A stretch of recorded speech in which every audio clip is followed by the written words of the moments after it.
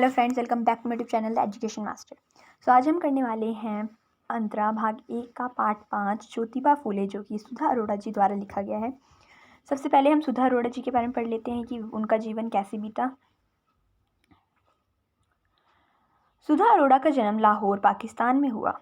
उच्च शिक्षा कलकत्ता विश्वविद्यालय से हुई। तो यहाँ पे क्या बताया हुआ है कि जो सुधा अरोड़ा जी थी, उनका जन्म हुआ था लाहौर पाकिस्तान में, और उनकी जो उच्च शिक्षा थी मतलब हाई एजुकेशन थी वो उन्होंने कलकत्ता के विश्वविद्यालय से, यूनिवर्सिटी से, कॉलेज से हुई थी उनकी। ठीक है, इसी विश्वविद्यालय के 2 कॉलेजों में उन्होंने सन 1969 से 1971 तक अध्यापन कार्य किया।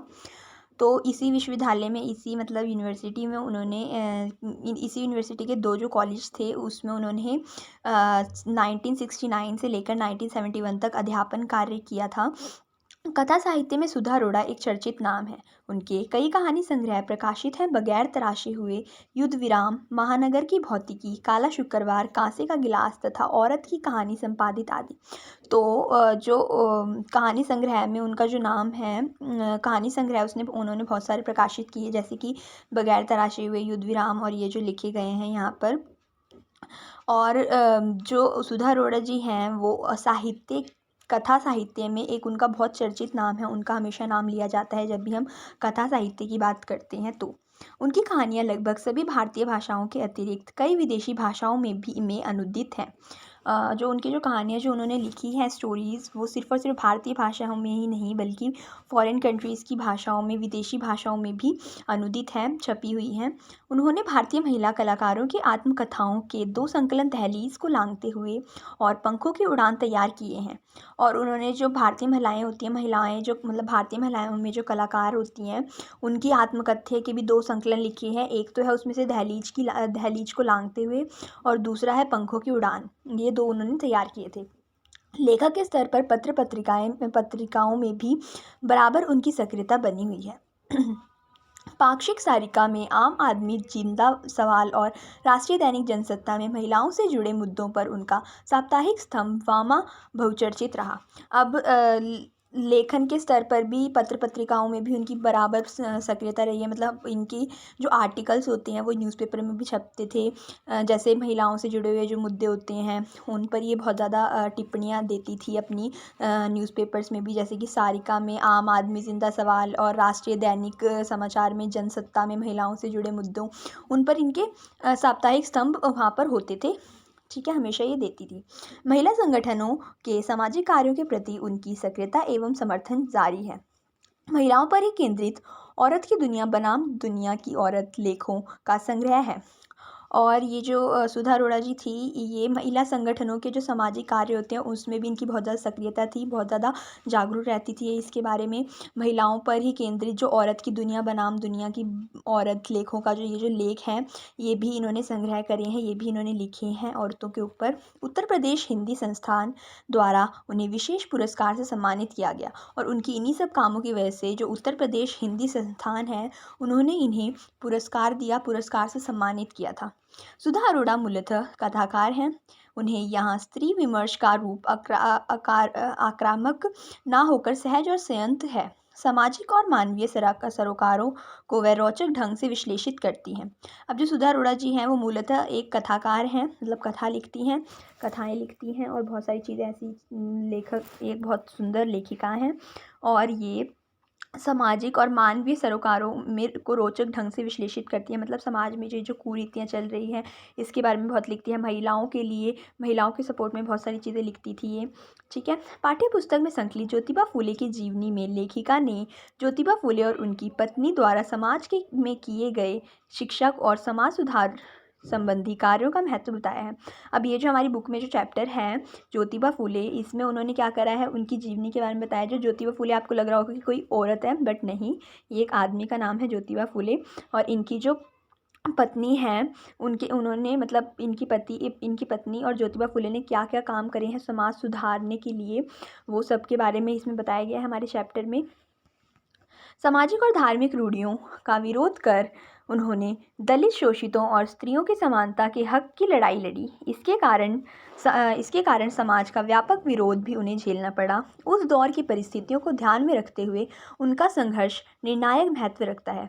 अब जो ज्योतिबा फूले और उनकी जो पत्नी थी, उन्होंने समाज सुधारने का ये जो ज़िम्मा था वो उठाया था, और उन्होंने बहुत सारे ऐसे कार्य करे थे जो उस टाइम पर लोग जिन कार्यों के विरोध थे, जैसे महिलाओं के लिए स्कूल कॉलेजेस खोल देना, महिलाओं की शिक्षा पर बात करना, और ये जो फालतू की कुरीतियाँ होती हैं, विधवा को ये करना चाहिए, विधवाओं को वाइट साड़ी पहननी चाहिए, पता नहीं क्या क्या बहुत सारी कुरीतियाँ चलती थी पहले के टाइम पे। दलितों को नीची जात के लोग छुएंगे नहीं, ये नहीं करेंगे, वो नहीं करेंगे, तो बहुत सारी जो कुरीतियाँ थी, ऐसी बुराइयां हमारे समाज में, उनको सुधारने का इन दोनों ने काम किया, जिसकी वजह से इनको बहुत सारी गालियाँ, बहुत सारे चीज़ें इनको झेलनी पड़ी अपने ऊपर। और उन्हीं के बारे में इस जो हमारे चैप्टर है, सुधा अरोड़ा जी ने इस चैप्टर में उनके संघर्षों के बारे में बताया और कैसे उन्होंने समाज को सुधारने का काम किया, वो सब बताया है। ओके, सो अब हम ये अपना चैप्टर शुरू करते हैं। ज्योतिबा फूले। यह अप्रत्याशित नहीं है कि भारत के सामाजिक विकास और बदलाव के आंदोलन में जिन 5 समाज सुधारकों के नाम लिए जाते हैं, उनमें महात्मा ज्योतिबा फूले के नाम का शुमार नहीं है। इस सूची को बनाने वाले उच्च वर्णीय समाज के प्रतिनिधि हैं। ज्योतिबा फूले ब्राह्मण वर्चस्व और सामाजिक मूल्यों को कायम रखने वाली शिक्षा और सुधार के समर्थक नहीं थे। उन्होंने पूंजीवादी और पुरोहितवादी मानसिकता पर हल्ला बोल दिया। तो यहाँ पर क्या बताया हुआ है, जो ज्योतिबा फूले जो थे, उन्होंने बहुत सारी चीज़ों के लिए काम किया, जैसे कि मैंने आपको पहले ही बताया था।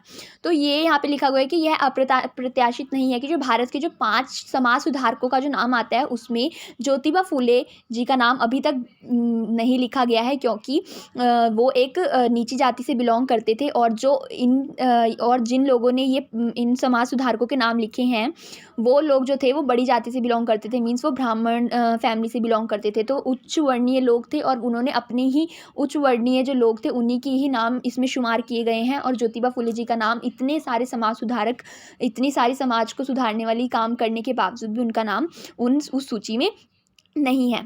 ठीक है, इस सूची को जो बनाने वाले हैं, यहाँ पे लिखा गया है कि उच्च वर्णीय समाज के प्रतिनिधि थे। जो ज्योतिबा फूले थे, वो ब्राह्मण वर्चस्व और सामाजिक मूल्यों को कायम रखने और शिक्षा और सुधार के समर्थक नहीं थे। मतलब जो ज्योतिबा फूले जी थे, उनके ये विचार थे कि जो शुरू से चलते आ रहे कि ब्राह्मणों को ही सारे अधिकार मिलने चाहिए, ब्राह्मणों को और ऊंची जाति के जो लोग हैं, जिनके पास ज़्यादा पैसा है, अधिक पैसे वाले लोगों को ही सारे के सारे अधिकार, सारे के सारे सुख सुविधाएं मिलनी चाहिए।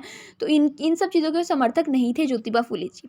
ठीक है, उन्होंने पूंजीवादी जो लोग हैं, जो जिनके पास बहुत सारे पैसे हैं, बहुत धन है, पुरोहितवादी जो मानसिकता रखते हैं, इन पर हल्ला बोल दिया। जो पुरानी कुरीतियों की जो विचारधारा रखते हैं और इन बुराइयों के अंदर दबे हुए हैं, उनके ऊपर इन्होंने हल्ला बोला था।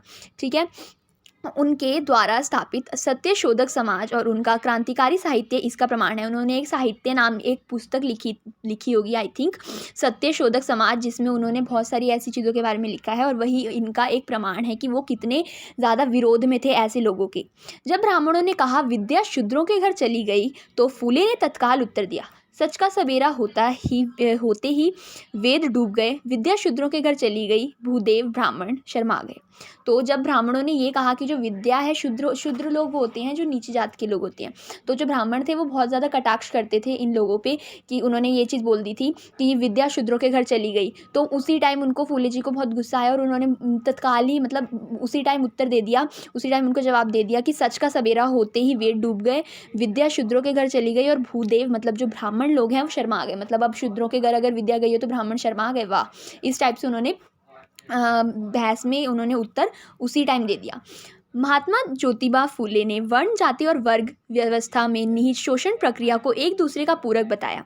जो महात्मा ज्योतिबा फूले थे, उन्होंने वर्ण, जाति और जो वर्ग व्यवस्था थी, मतलब जो ये जाति पाति में भेदभाव करना, इन सब चीज़ों में, इसमें जितनी भी शोषण प्रक्रियाएं हैं, इनको एक दूसरे का पूरक बताया, एक दूसरे का विरोधी बताया। उनका कहना था कि राजसत्ता और ब्राह्मण आधिपत्य के तहत धर्मवादी सत्ता आपस में साठ गांठ कर इस सामाजिक व्यवस्था और मशीनरी का उपयोग करती है। उनका कहना था कि इस शोषण व्यवस्था व्यवस्था के खिलाफ दलितों के अलावा स्त्रियों को भी आंदोलन करना चाहिए। अब उनका क्या कहना था कि जो ये राज सत्ता है और ये इन सब चीज़ों में किनका हक है, ये सभी ये जो राज सत्ताएँ हैं, राजा महाराजा के जो शासक चलते हैं और ये जो ब्राह्मण लोग हैं, इन्होंने अपनी इनकी आपस में मिली भगत है और यही पूरी दुनिया को, समाज को चलाने की कोशिश करते हैं और लोगों का शोषण करते हैं। उनका मानना था कि जो जिन लोगों के साथ शोषण हो रहा है उनको, और खासकर महिलाओं को, स्त्रियों के साथ तो बहुत ही ज़्यादा भेदभाव हो रहा है, तो इन लोगों को अपने खिलाफ उनके खिलाफ आवाज़ उठानी चाहिए। ठीक है। महात्मा ज्योतिबा फूले के मौलिक विचार गुलामगिरी, शैत्यकर्यांचा आसूड़, किसानों का प्रतिशोध, सार्वजनिक सत्य, धर्म आदि पुस्तकों में संग्रहित है। अब ये जो कुछ पुस्तकें हैं जिनमें ज्योतिबा फूले जी ने इन विचारों पर, इनके जो मौलिक विचार थे उन पर क्या क्या कार्य किया, उनके बारे में इन बुकों में लिखा गया है। जैसे गुलामगिरी हो गया, शैत्यकर्यांचा आसूड़ हो गया, किसानों का प्रतिशोध, इस टाइप की बुकों में इन्होंने इनके बारे में लिखा गया है कि इन्होंने क्या कार्य किए थे। ठीक है। उनके विचार अपने समय में बहुत आगे थे। आदर्श परिवार के बारे में उनकी अवधारणा है, जिस परिवार में पिता बौद्ध, माता ईसाई, बेटी मुसलमान और बेटा सत्यधर्मी हो, वह परिवार एक आदर्श परिवार है। तो जो ज्योतिबा फूले जी थे उनके विचार बहुत ज़्यादा आगे थे। जिस समय में वो ये सारे काम कर रहे थे, जिस समय में वो जी रहे थे, वो उस समय वो जो समय था वो इन सब चीज़ों से बहुत ज़्यादा घिरा हुआ था। बट उनके जो विचार थे इस समय के हिसाब से, मतलब उस समय के हिसाब से बहुत ही ज़्यादा आगे थे। वो बहुत ज़्यादा आगे की सोच रहे थे और बहुत उच्च विचार लेके चल रहे थे।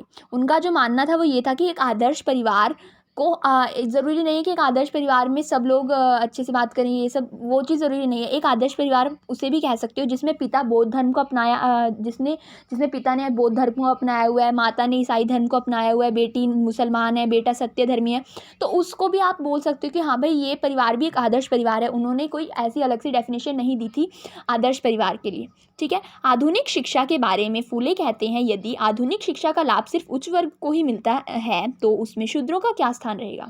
तो जो आधुनिक शिक्षा जो थी उसके बारे में जो फूले जी थे उनका कहना ये था कि अगर जो मॉडर्न जो एजुकेशन है वो सिर्फ और सिर्फ अगर ब्राह्मणों को ही मिलेगी, अगर इसके बारे में पढ़ेंगे, तो जो वो है शूद्र लोग हैं, मतलब जो नीची जात के लोग हैं, उनके लिए तो कोई स्थान ही नहीं होगा ऐसी शिक्षा में, और वो तो इसके बारे में तो कुछ पढ़ ही नहीं पाएंगे ना। तो उनको आपने एक तो अलाउ करा कि आप पढ़ाई लिखाई कर सकते हो, और इनफैक्ट जो ब्राह्मण लोग हैं, जो बड़े लोग हैं, उन्हीं के लिए ही वो शिक्षा है। तो ऐसी शिक्षा का क्या मतलब जहाँ पर आप दूसरों को, जो नीची जात के लोग हैं या फिर दूसरे जितने भी लोग हैं, आप उनको अगर पढ़ने ही नहीं दे रहे तो उनका तो स्थान ही नहीं है कुछ। ठीक है। तो ऐसी शिक्षा का क्या मतलब। गरीबों से कर्ज जमा करना और उसे उच्च वर्गीय लोगों के बच्चों की शिक्षा पर खर्च करना, किसे चाहिए ऐसी शिक्षा। मतलब गरीबों से तो एक तो आप कर ले रहे हो, उनसे टैक्स ले रहे हो, और उनके जो टैक्स के जो पैसे हैं वो उच्च वर्गीय, मतलब जो ऊंचे जात के लोग हैं, ऊंचे हाई क्लास पीपल हैं, उनके जो बच्चों की शिक्षा पे खर्च कर रहे हो।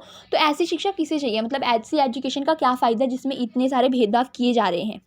स्वाभाविक है कि विकसित वर्ग का प्रतिनिधित्व करने वाले और सर्वांगीण समाज सुधारना चाहने वाले तथाकथित संभ्रास्त समीक्षकों ने महात्मा फूले को समाज सुधारकों की सूची में कोई स्थान नहीं दिया। यह ब्राह्मणी मानसिकता की असलियत का भी पर्दाफाश करता है। 1883 में ज्योतिबा फूले अपने बहुचर्चित ग्रंथ शैत्यकर्यांचा आसूड़ के उपोद्घात में लिखते हैं। तो जो ये मतलब अब यहाँ पे लिखा गया है कि ये चीज़ स्वाभाविक है, जो लोग ये नहीं चाहते थे कि समाज में सुधार किए जाएँ, जो चीज़ चल रही है वैसी ही चलती रहे, और जो ऊंची जात के लोग थे वो क्यों ही, मतलब जो ज्योतिबा फूले हैं उनका नाम इन समाज सुधारकों की सूची में डालेंगे, है ना। सिंपल सी चीज़ है। तो इसलिए उन्होंने उनको महात्मा ज्योतिबा फूले जी को उस सूची में स्थान नहीं दिया। ये जो चीज़ है यही एक ब्राह्मणी मानसिकता को भी एक आप जो असलियत है वो भी दिखाती है कि कैसे लोग उस टाइम पे, कैसे जो ब्राह्मण जो लोग थे वो अपनी ही जात को, अपने ही लोगों को ही ये सर्वश्रेष्ठ मानते थे, और जो नीची जाति के लोग थे उनको दबाते थे, उनका शोषण करते थे। और ये जो चीज़ है ये ब्राह्मण मानसिकता का एक पर्दाफाश करती है। 1883 में जो ज्योतिबा फूले थे उन्होंने अपने बहुत जो बहुचर्चित ग्रंथ है, जो कि बहुत ज़्यादा फेमस ग्रंथ है, शैत्यकर्यांचा आसूड़, उसमें एक ये लिखा था, देखो सुनो। विद्या बिना मति गई, मति बिना नीति गई, नीति बिना गति गई, गति बिना वित्त गया, वित्त बिना शूद्र गए, इतने अनर्थ एक अविद्या ने किए। तो जो वो कहते हैं कि विद्या बिना मति गई, मतलब अगर आप पढ़ोगे नहीं तो आपकी जो मति, आपको दिमाग नहीं होगा आपके अंदर, आप का जो माइंड होगा वो तेज़ नहीं होगा, ठीक है। मति बिना नीति गई, अगर मति नहीं होगी मतलब अगर आप में दिमाग ही नहीं होगा तो आप नीतियाँ कैसे बना सकते हो। नीति बिना गति गई, और अगर नीतियाँ नहीं होंगी तो गति नहीं होगी, मतलब आपकी कोई भी प्रोग्रेस नहीं हो पाएगी। गति बिना वित्त गया, अगर गति नहीं हो मतलब अगर गति नहीं होगी, अगर प्रोग्रेस ही नहीं होगी तो आपके पास पैसे कहाँ से आएंगे, ठीक है। वित्त बिना शूद्र गए, और अगर पैसे नहीं होंगे तो शूद्र नहीं होंगे, ठीक है, मतलब जो नीचे जात के लोग हैं वो भी नहीं बचेंगे। इतने अनर्थ एक अविद्या ने किए, और इतने जो अनर्थ हैं वो कौन कर रहा है, एक अविद्या, एक ऐसा इंसान कर रहा है जो जिसमें एजुकेशन नहीं है, राइट। महात्मा ज्योतिबा फूले ने लिखा है, स्त्री शिक्षा के दरवाजे पुरुषों ने इसलिए बंद कर रखे हैं कि वह मानवीय अधिकारों को समझ ना पाए। जैसे स्वतंत्रता पुरुष लेता है वैसी ही स्वतंत्रता स्त्री ले तो यहाँ पे जो ज्योतिबा फूले जी थे उन्होंने ये लिखा था स्त्रियों के लिए कि जो स्त्री शिक्षा के दरवाजे जो पुरुष हैं, मतलब जो आदमी लोग हैं, उन्होंने इसलिए बंद कर दिए क्योंकि उनका ये मानना था कि अगर हमारी जो स्त्रियां हैं, हमारी जो औरतें हैं, वही पढ़ लिख जाएंगी तो वो अपने अधिकारों की मांग करना शुरू कर देंगी। जैसा कि आप बच्चे भी अपनी बुकों में पढ़ते हो कि हमें ये वाले राइट्स मिले हुए हैं, हमें वो राइट्स मिले हुए हैं, हमें इक्वालिटी का राइट्स है, ये है वो है। तो अगर उस टाइम पे जो स्त्रियाँ हैं वो पढ़ना लिखना शुरू कर देती, अगर उनको भी एजुकेशन मिलती तो वो भी अपने अधिकारों की मांग करती। तो इसीलिए जो पुरुष थे उन्होंने उनके लिए ये वाले जो दरवाजे थे पढ़ने लिखने के वो बंद कर दिए, ताकि कोई भी उनसे मांगे ना, सब उनके दबाव में ताकि वो स्त्रियों को दबा सके। ओके जैसे फिर उनका क्वेश्चन ये था ज्योतिबा फूले जी का कि जैसी स्वतंत्रता पुरुषों को मिली हुई है वैसी स्वतंत्रता अगर स्त्री को मिले तो, है ना। पुरुषों के लिए अलग नियम और स्त्रियों के लिए अलग नियम, यह पक्षपात है। तो वो उनका ये भी कहना था कि जो मर्द हैं उनके लिए तो आपने अलग से नियम बनाए हुए हैं और स्त्रियों के लिए अलग से नियम बनाए हुए हैं, पर ये चीज़ तो भेदभाव हुई एक तरीके से, राइट। ज्योतिबा ने स्त्री समानता को प्रतिष्ठित करने वाली नई विवाह विधि की रचना की। पूरी विवाह विधि से उन्होंने ब्राह्मण का स्थान ही हटा दिया। उन्होंने नए मंगलाष्टक, विवाह के अवसर पर पढ़े जाने वाले मंत्र तैयार किए। वह चाहते थे कि विवाह विधि में पुरुष प्रधान संस्कृति के समर्थक और स्त्री की गुलामगिरी सिद्ध करने वाले जितने मंत्र हैं वह सारे निकाल दिए जाएं। अब जो ज्योतिबा फूले जी थे उन्होंने क्या करा, स्त्री समानता के बारे में बहुत सारे काम किए। लाइक उन्होंने जितनी भी जो विवाह विधि थी, मतलब जब शादी होती है तो जितने भी मंत्र लिखे जाते हैं, ठीक है, जितने ही मंत्र होते हैं उन सबको बदल दिया, क्योंकि उन मंत्रों में क्या था, पुरुष के बारे में ज़्यादा लिखा गया था कि सारे के सारे जो नियम थे वो सारे के सारे स्त्रियों के लिए बनाए हुए थे और पुरुषों के लिए कोई भी नियम नहीं बनाया हुआ था। उसमें सारे का सारा क्या था कि स्त्रियों को ये करना है, वो अपने पति को परमेश्वर मानेंगी, वो अपने ये करेंगी, वो उनके पैर दबाएंगी, फलाने, ना बहुत सारी ऐसी चीज़ें लिखी गई थी।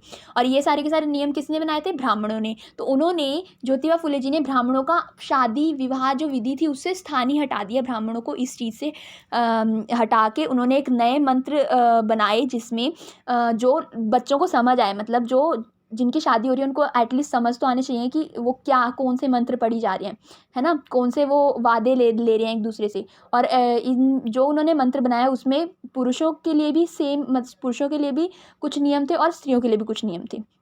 ओके, और जितने भी ब्राह्मण वाले जो मंत्र थे वो सारे के सारे उन्होंने निकाल दिए। उनके स्थान पर ऐसे मंत्र हों जिन्हें वर वधू आसानी से समझ सके। ज्योतिबा ने जिन मंगलाष्टकों की रचना की उनमें वधू वर से कहती है, स्वतंत्रता का अनुभव हम स्त्रियों को है ही नहीं। इस बात की आज शपथ लो कि स्त्री को उसका अधिकार दोगे और उसे अपनी स्वतंत्रता का अनुभव करने दोगे। अब जो ज्योतिबा फूले जी थे जिन्होंने मंत्र हटाए थे, उन्होंने उन मंत्रों के स्थान पर कौन से ये लिखा था कि जिसमें जो वधू है, मतलब जो जिसमें जो दुल्हन है वो दूल्हे से कहती है कि स्वतंत्रता का जो अनुभव है वो स्त्रियों को आज तक कभी मिला ही नहीं है।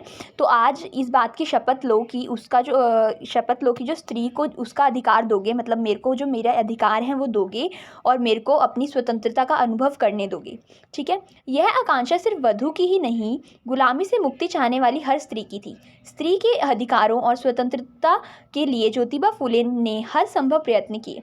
अब ये जो मानसिकता थी, ये जो आकांक्षा थी, मतलब ये जो विश थी, ये सिर्फ और सिर्फ एक वधू की नहीं थी, बल्कि उन सभी स्त्रियों की थी जिनको आज तक स्वतंत्रता का अनुभव करने को मिला ही नहीं। तो उन सभी के बारे में ही ये बात कही गई थी कि उनको भी ये जो गुलामी है, ये जो पुरुष स्त्री के साथ गुलामी जैसा व्यवहार करते हैं, नौकरों जैसा व्यवहार करते हैं, वो उससे उन स्त्रियों को मुक्ति मिले, और तो इसलिए ये हर स्त्री के लिए लिखी गई थी। और जो स्त्री हैं उनके अधिकारों के लिए जो ज्योतिबा फुले थे, उन्होंने हर संभव प्रयत्न करने की कोशिश करी, हर संभव प्रयास करने की कोशिश करी, जितना भी वो कर सकते थे स्त्रियों के लिए। 1888 में जब ज्योतिबा फुले को महात्मा की उपाधि से सम्मानित किया गया तो उन्होंने कहा, मुझे महात्मा कहकर मेरे संघर्ष को पूर्ण विराम मत दीजिए। जब व्यक्ति मठाधीश बन जाता है तब वह संघर्ष नहीं कर सकता, इसलिए आप सब साधारण जन ही रहने दें, मुझे अपने बीच से अलग ना करें। तो 1888 में जब ज्योतिबा फुले जी को महात्मा की उपाधि दी जा रही थी तो उस टाइम उन्होंने मना कर दिया था इस उपाधि को लेने से, क्योंकि उनका ये कहना था कि मतलब उन्होंने ये कहकर मना कर दिया कि मुझे महात्मा की उपाधि मत दीजिए, मुझे महात्मा कहकर मत बुलाइए, मेरे संघर्षों पे पूर्ण विराम मत लगाइए। क्योंकि अगर एक इंसान के पास एक मठाधीश आ जाता है, कोई पुरस्कार मिल जाता है उसे, या कोई ऐसी उपाधि मिल जाती है, तो वो अपने कार्य को उसी स्पीड से और उसी निष्ठा से नहीं कर पाता है। तो उन्होंने इसलिए इस जो पुरस्कार उन्हें मिल रहा था, जो सम्मान उन्हें मिल रहा था, मतलब महात्मा की जो उपाधि थी, उसको लेने से मना कर दिया। और उन्होंने कहा कि आप मेरे को आम जन ही रहने दीजिए, जैसा मैं हूँ वैसा ही रहने दीजिए, आपके बीच में ही रहने दीजिए, और मेरे को अपना जो कार्य है वो करने दीजिए पूरी निष्ठा से। ठीक है। महात्मा ज्योतिबा फुले की सबसे बड़ी विशेषता यह थी कि वह जो कहते थे उसे अपने आचरण और व्यवहार में उतार कर दिखाते थे। सो उनकी जो सबसे बड़ी जो क्वालिटी थी उनके अंदर, वो ये थी कि जो भी चीज़ वो कहते थे, कि ऐसा नहीं कि सिर्फ उन्होंने बोलने के लिए ज्ञान बांट रहे हैं फालतू का, ऐसा कुछ नहीं था। वो जो भी बोलते थे वो अपने आचरण में पहले लेके आते थे, मतलब जो भी वो बोलते थे सबसे पहले वो खुद करते थे वो चीज़। ओके। उतार कर दिखाते थे। इस दिशा में अग्रसर उनका पहला कदम था अपनी पत्नी सावित्री बाई को शिक्षित करना। ज्योतिबा ने उन्हें मराठी भाषा ही नहीं, अंग्रेजी लिखना, पढ़ना और बोलना भी सिखाया। अब ये बात कैसे साबित होती है कि वो जो भी चीज़ कहते थे वो अपने आचरण में उतारते थे। तो उनका क्या था, उनको वो चाहते थे कि वो जो स्त्रियां हैं उनकी शिक्षाओं के लिए बहुत सारे काम करना चाहते थे। तो इसकी शुरुआत उन्होंने सबसे पहले अपनी ही पत्नी सावित्री बाई को पढ़ाकर करी। और उन्होंने अपनी सावित्री बाई जो उनकी जो पत्नी थी, उनको सिर्फ और सिर्फ कुछ एक आधी लैंग्वेज ना सिखाकर उन्हें अंग्रेजी, सिर्फ मतलब मराठी भाषा ना सिखाकर और भी कई सारी भाषाएं सिखाई, अंग्रेजी को पढ़ना लिखना सिखाया और बोलना भी सिखाया।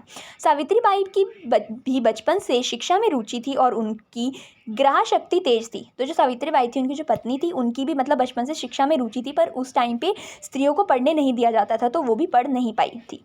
ठीक है। और उनकी जो ग्रह शक्ति थी, मतलब चीज़ों को याद करने की जो शक्ति थी, वो भी बहुत ज़्यादा तेज थी। उनके बचपन की एक घटना बहुत प्रसिद्ध है। 6-7 साल की उम्र में वह हाट बाजार अकेली ही चली जाती थी। एक बार सावित्री शिखल गांव के हाट में गई। वहाँ कुछ खरीद कर खाते खाते उसने देखा कि एक पेड़ के नीचे कुछ मिशनरी स्त्रियां और पुरुष गा रहे हैं। एक लाट साहब ने उसे खाते हुए और रुककर गाना सुनते देखा तो कहा, इस तरह रास्ते में खाते खाते घूमना अच्छी बात नहीं है। सुनते ही सावित्री ने हाथ का खाना फेंक दिया। तो क्या था, एक बार जो सावित्री बाई थी, उनकी बचपन से ही शिक्षा में बहुत ज़्यादा रुचि रही थी। तो एक बार वो हाट बाज़ार में ऐसे ही घूमने के लिए गई थी, फिरने के लिए मतलब। ठीक है। तो वहाँ पर उन्होंने कुछ खाने को ले लिया और रास्ते में खाते खाते जा रही थी। तो वहीं पर उन्होंने पेड़ के पास देखा कुछ जो स्त्रियाँ और जो कुछ पुरुष थे वो गाना गा रहे थे। तो वहाँ पर जाते जाते वहाँ पे से जो एक पुरुष था, उन्होंने उसे रोक लिया और बोला कि बेटा ऐसे रास्ते पे खाते खाते मतलब खाना खाना अच्छी बात नहीं होती, कि आप रास्ते पे जाते ऐसे खा रहे हो, मुंह में डाल जाते हैं ना, तो अच्छी बात नहीं होती ये चीज़। तो उन्होंने ये चीज़ सुनते ही सावित्री बाई ने वो उस पैकेट को फेंक दिया। ठीक है।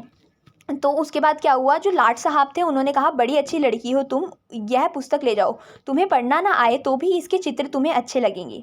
तो जो उसके रिप्लाई में जो लाट साहब थे, उन्होंने ये चीज़ देखकर वो थोड़े खुश हो गए कि हाँ भाई, जैसे ही मैंने इसे बोला ये कितनी आज्ञाकारी लड़की है, बड़ी अच्छी लड़की है भाई, इसको जैसे मैंने बोला इसने फेंक दिए, है ना। तो उन्होंने क्या करा, उसे एक पुस्तक दे दी कि तुम ले जाओ, अगर तुम्हें पढ़ना ना भी आए तो इसमें जो चित्र है ना, इसमें जो फ़ोटोज़ हैं उनको देख के तुम्हें मज़ा आएगा, तो ले जाओ इसे घर। ठीक है। सुनते ही घर आकर सावित्री ने वह पुस्तक अपने पिता को दिखाई। आग बबूला होकर पिता ने उसे कूड़े में फेंक दिया। ईसाइयों से ऐसी चीज़ लेकर तू भ्रष्ट हो जाएगी और सारे कुल को भ्रष्ट करेगी, तेरी शादी कर देनी चाहिए। तो जब वो घर पे लेकर आई तो उसके जो पापा थे, उसके जो पिताजी थे, उन्होंने उसकी जो पुस्तक थी उसको हाथ से लिया और कूड़ेदान में फेंक दी और उसे बोला कि ईसाइयों से ऐसी चीज़ें लेगी तो तेरा धर्म भ्रष्ट हो जाएगा भाई, और तेरी तो शादी कर देनी चाहिए, ऐसे करके उन्होंने बोल दिया। सावित्री ने वह पुस्तक उठाकर एक कोने में छुपा दी और लेकिन जो सावित्री बाई थी उनके अंदर बहुत ज़्यादा जिज्ञासा थी कि इस पुस्तक में क्या है, तो इसलिए उनका उनका मन नहीं करा उसको मतलब उनका मन नहीं माना उस पुस्तक को फेंकने का, और उन्होंने उस कूड़ेदान से उठाकर कहीं एक कोने में छुपा दी। सन 1840 में ज्योतिबा फूले से विवाह होने पर वह अपने सामान के साथ उस किताब को सहेजकर ससुराल ले आई और शिक्षित होने के बाद वह पुस्तक पढ़ी। ठीक है, तो जब उनको पढ़ाया, जब उनकी 1840 में ज्योतिबा फूले जी के साथ शादी हुई तो वो विवाह हुआ, तो वो अपनी जो पुस्तक थी उसको भी अपने सामान के साथ साथ में ले आई, और जब वो शिक्षित हुई, जब ज्योतिबा फूले जी ने उनको शिक्षित किया तो उन्होंने उस पुस्तक को पढ़ा। ठीक है, 14 जनवरी 1848 को पुणे के बुधवार पेट निवासी बीड़े के बाड़े में पहली कन्याशाला की स्थापना हुई। पूरे भारत में लड़कियों की शिक्षा की यह पहली पाठशाला थी। सो बच्चों, ये वाली जो लाइन है ये बहुत अच्छे से याद कर लेना कि 14 जनवरी 1848 को पुणे के जो बुधवार पेट निवासी भीड़े के बाड़े में पहली बार कन्याशाला की स्थापना हुई थी। सबसे पहली जो कन्याशाला थी वो इस दिन स्थापित हुई थी। ठीक है, पूरे भारत में लड़कियों की शिक्षा की यह पहली पाठशाला थी। पूरे भारत की बात करी गई है यहाँ पे, पूरे इंडिया में जो लड़कियों के लिए जो पहली शिक्षा पाठ्यशाला वो यही थी। भारत में 3000 सालों के इतिहास में इस तरह का काम नहीं हुआ था। मतलब भारत में 3000 सालों का जो पूरा हिस्ट्री चलती आ रही थी उसमें ऐसा काम कभी नहीं हुआ था, ये पहली बार हो रहा था। शूद्र और शूद्र लड़कियों के लिए एक के बाद एक पाठशालाएं खोलने में ज्योतिबा फूले और सावित्री बाई को लगातार व्यवधानों, अड़चनों, लांछनों और बहिष्कार का सामना करना पड़ा।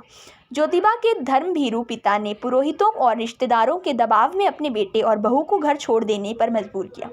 तो जो सावित्री बाई थी और जो ज्योतिबा फूले थे उन्होंने इन सब चीज़ों के लिए बहुत ज़्यादा संघर्ष किया। उन्होंने अब ये एक बार जब ये कन्याशाला खुल गई तो उसके बाद बहुत सारी कन्याशाला खोलने का प्रयास किया इन दोनों ने, और जिसकी वजह से इनको बहुत सारे विरोध का सामना करना पड़ा, इनको लांछनों का सामना करना पड़ा, और बहुत सारी चीज़ें, बहुत सारी गालियाँ लोगों की सुननी पड़ी, क्योंकि आप हमारा समाज है ही ऐसा। मतलब अगर आप कुछ भी ऐसा नया कुछ करने की कोशिश करोगे जो कि समाज के विरोध में हो, जो समाज को अच्छा न लगे, तो वो बहुत सारी चीज़ें ऐसे करता है, हम लोगों को दबाने की कोशिश करता है, हमें खींचने की कोशिश करेगा कि ये इंसान ऐसी चीज़ क्यों कर रहा है, हमें गालियों का सामना करना पड़ेगा, हमें बहुत सारी ऐसी चीज़ें हैं जो समाज करता है हमारे साथ। जब भी कोई एक इंसान अच्छा काम, या फिर कोई अच्छा छोड़िए, आप कोई अगर आप नया काम करने जा रहे हो तो समाज के जो लोग हैं वो आपके आगे अड़ंगे डालेंगे और बहुत सारी चीज़ें करेंगे। ठीक है, पर इन सब चीज़ों का सामना करते हुए भी जो ज्योतिबा फूले जी थे और उनकी जो पत्नी थी सावित्री बाई, उन्होंने बहुत सारे उन्होंने अपने संघर्ष नहीं छोड़े, उन्होंने अपनी हिम्मत नहीं हारी, और उसके बावजूद अपने जो काम थे उसमें डटे रहे। ज्योतिबा के जो पिताजी थे उन्होंने भी अपने बच्चों को, मतलब अपने लड़के को और अपनी बहू को घर से निकाल दिया, और दूसरे लोगों की, समाज के जो लोग हैं, रिश्तेदारों के दबाव में आकर। ठीक है, सावित्री जब पढ़ाने के लिए घर से पाठशाला तक जाती तो रास्ते में खड़े लोग उसे गालियां देते, थूकते, पत्थर मारते और गोबर उछालते। मतलब अब जब सावित्री बाई बच्चों को पढ़ाने के लिए जाती थी रास्ते में भी, तो जो लोग थे वो उस पर लांछन लगाते थे, थूकते थे, पत्थर मारते थे, गोबर उछालते थे। दोनों पति पत्नी सारी बाधाओं से जूझते हुए अपने काम में डटे रहे। 1840 से 1890 तक 50 वर्षों तक ज्योतिबा और सावित्री बाई ने एक प्राण होकर अपने मिशन को पूरा किया। कहते हैं 1 और 1 मिलाकर 11 होते हैं। ज्योतिबा फूले और सावित्री बाई फूले ने हर मुकाम पर कंधे से कंधा मिलाकर काम किया। मिशनरी महिलाओं की तरह किसानों और अछूतों की झुग्गी झोपड़ी में जाकर लड़कियों को पाठशाला भेजने का आग्रह करना, या बाल हत्या प्रतिबंधक गृह में अनाथ बच्चों और विधवाओं के लिए दरवाजे खोल देना और उनके नवजात बच्चों की देखभाल करना, या महार, चमार और मांग जाति के लोगों की एक घुट पानी पीकर प्यास बुझाने की तकलीफ देखकर अपने घर के पानी का हौज सभी जातियों के लिए खोल देना, हर काम पति पत्नी ने डंके की चोट पर किया, और कुरीतियां, अंधश्रद्धा और पारंपरिक अनीतिपूर्ण रूढ़ियों को ध्वस्त कर दलितों, शोषितों के हक में खड़े हुए। तो उन्होंने, जो ज्योतिबा फूले जी और सावित्री बाई जी ने, उन्होंने हर मुकाम पर एक दूसरे के साथ कंधे से कंधा मिलाकर काम किया। उन्होंने एक और एक, मतलब उन्होंने दोनों ने मिलकर, दोनों एक बनकर उन्होंने काम किया। कहते हैं कि 1 और 1 11 होते हैं, तो उन्होंने जो 2 लोग थे वही 11 के बराबर थे, और इन्होंने इतना काम किया, अपने जो मिशन था उसमें इतने उससे जुट गए थे कि कोई उन्हें तोड़ नहीं पा रहा था। ठीक है। उन्होंने बहुत सारी चीज़ें करी। उन्होंने दलितों के घरों में जा जाकर शिक्षा के लिए उन्हें मतलब दलित लोग जितने भी नीची जात के लोग थे उनकी झुग्गी झोपड़े में जा जाकर उनसे आग्रह किया कि अपने बच्चों को पढ़ने के लिए भेजो, अपनी लड़कियों को पढ़ने के लिए भेजो ताकि उनको शिक्षा मिल सके। बिकॉज़ इनका मेन चीज़ है ही यही कि अगर आपको अगर आप शिक्षित होगे, अगर आप एजुकेटेड होगे तो आपको आप किसी भी चीज़ का सामना कर सकते हो। तो अगर आपको समाज को सुधारना है तो सबसे पहले आपको बच्चों को शिक्षित करना पड़ेगा, ठीक है। तो इसलिए शिक्षा बहुत ज़रूरी है और इसलिए इन्होंने शिक्षा के उसमें ही बहुत सारे ऐसे काम किए और आखिरकार इन्होंने बहुत सारी मेहनत करने के बाद 50 वर्षों तक ज्योतिबा और सावित्रीबाई ने एक प्राण होकर काम किया, अपने मिशन को पूरा किया, ठीक है। आज के प्रतिस्पर्धक समय में जब प्रबुद्ध वर्ग के प्रतिष्ठित जाने माने दंपति साथ रहने के कई वर्षों के बाद अलग होते ही एक दूसरे को संपूर्णतः नष्ट भ्रष्ट करने और एक दूसरे की जड़ें खोदने पर आमादा हो जाते हैं, महात्मा ज्योतिबा फुले और सावित्रीबाई फुले का एक दूसरे के प्रति और एक लक्ष्य के प्रति समर्पित जीवन एक आदर्श दाम्पत्य की मिसाल बनकर चमकता है। तो इसमें क्या बताया हुआ है कि आज के टाइम पे अगर आप देखोगे तो जो पति पत्नी होते हैं उनमें अगर हल्का सा भी झगड़ा वगड़ा हो जाए तो वो तलाक पे बात आ जाती है और वो एक दूसरे को छोड़ देते हैं और फिर एक दूसरे के दुश्मन बन जाते हैं, पता नहीं क्या क्या करते हैं एक दूसरे को नीचा दिखाने के लिए।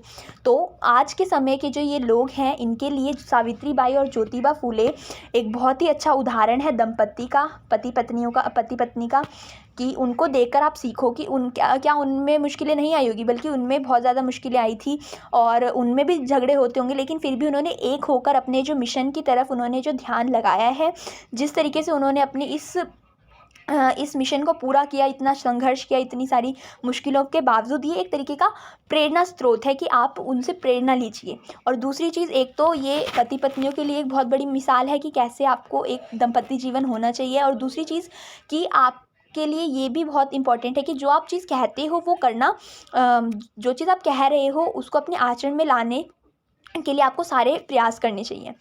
और इससे हमें क्या, ये जो स्टोरी थी इससे हमें बहुत सारी ऐसी शिक्षाएं मिलती हैं, जैसे कि हमें किसी और मतलब हमारे रास्ते में बहुत सारी मुश्किलें आएंगी, अगर आप कुछ भी नया करने जाओगे, नया क्या आप कुछ भी करोगे तो आपके आगे बहुत सारी मुश्किलों का आपको सामना करना पड़ेगा, पर उन मुश्किलों से डट कर सामना करोगे तो आपकी जितनी भी मुश्किलें होंगी वो आपको बहुत छोटी लगेंगी, और आपका जो, अगर आप अपना फोकस सारा गोल की तरफ रखोगे so it will be very good for you. So इसी के साथ हमें बहुत सारी, इसमें ये जो स्टोरी है इसमें बहुत सारी हमें सीख मिलती है, हमें मॉरल्स मिलते हैं, एंड इसी के साथ हम इस चैप्टर को ख़त्म करते हैं। आई होप आपको समझ आएगा। If you don't understand any single thing then you can comment below. Thank you.